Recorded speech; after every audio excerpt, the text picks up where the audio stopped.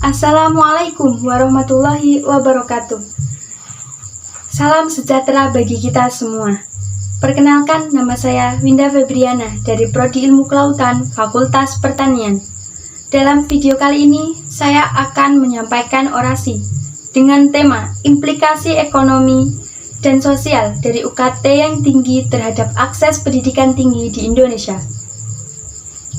Berbicara tentang UKT yang tinggi, membuat mahasiswa dan orang tua merasa khawatir dengan beban ekonomi yang ditanggung. Banyak orang tua yang terpaksa mengambil pinjaman dengan jumlah uang yang besar demi pendidikan anaknya. Dan banyak pula mahasiswa yang mencari pekerjaan tambahan untuk membantu orang tuanya membiayai pendidikannya.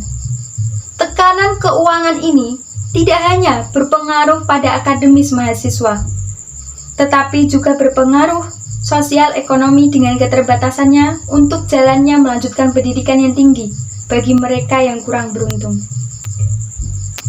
Dari mereka yang merasa kurang beruntung, akan menimbulkan pemikiran bahwa orang yang bisa kuliah adalah orang yang kaya. Dan mereka juga akan berpikir bahwa itu adalah takdir mereka. Dan mereka tidak ada usaha untuk keluar dari kondisi tersebut.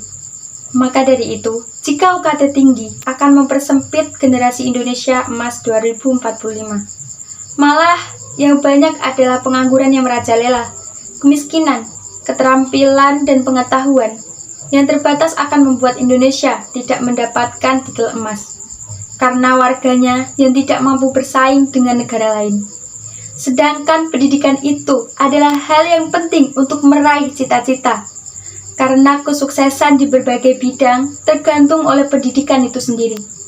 Pendidikan tinggi seharusnya menjadi hak setiap warga negara, bukan hanya untuk beberapa warga. Ketika mereka yang mampu secara finansial yang bisa mengakses pendidikan tinggi, maka kesenjangan sosial ekonomi akan semakin melebar dan tujuan pemerataan pendidikan menjadi semakin jauh dari jangkauan.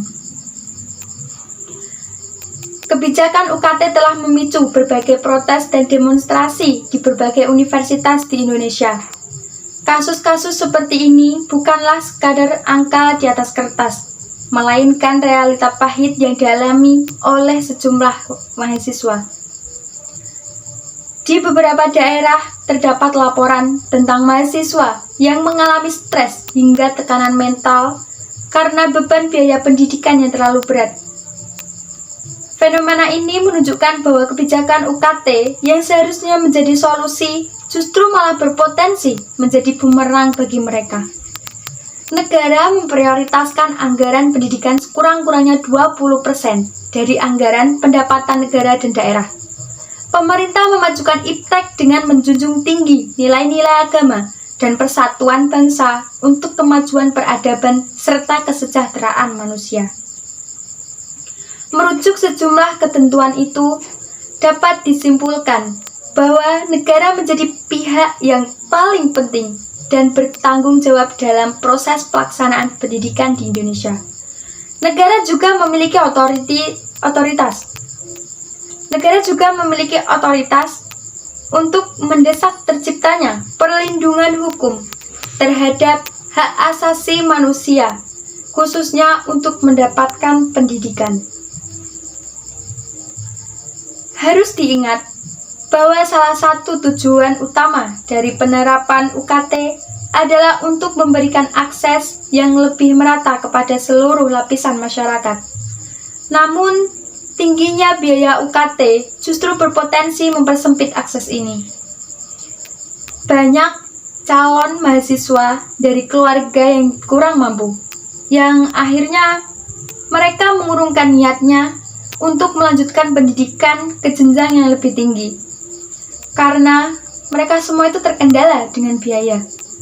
Kondisi tersebut memperbesar kesenjangan sosial dan ekonomi, di mana hanya mereka yang berasal dari keluarga yang mampu yang dapat menikmati pendidikan tinggi. Ironisnya, hal itu justru bertentangan dengan semangat awal kebijakan UKT yang diharapkan dapat memberikan kesempatan yang lebih luas pada semua kalangan. Pendidikan tinggi tetap menjadi jembatan bagi semua orang menuju masa depan yang lebih baik. bukan hanya hambatan yang hanya bisa dilalui oleh mereka yang beruntung.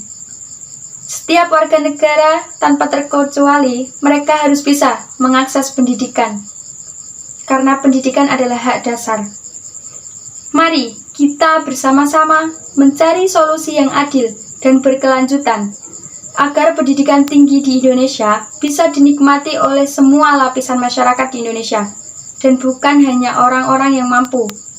Dengan begitu, kita bisa membangun masa depan yang lebih cerah dan berkeadilan bagi generasi yang mendatang.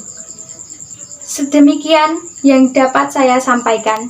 Apabila ada salah kata atau hal yang tidak berkenan di hati kalian semua, saya pribadi meminta maaf yang sebesar-besarnya. Terima kasih. Wassalamualaikum warahmatullahi wabarakatuh.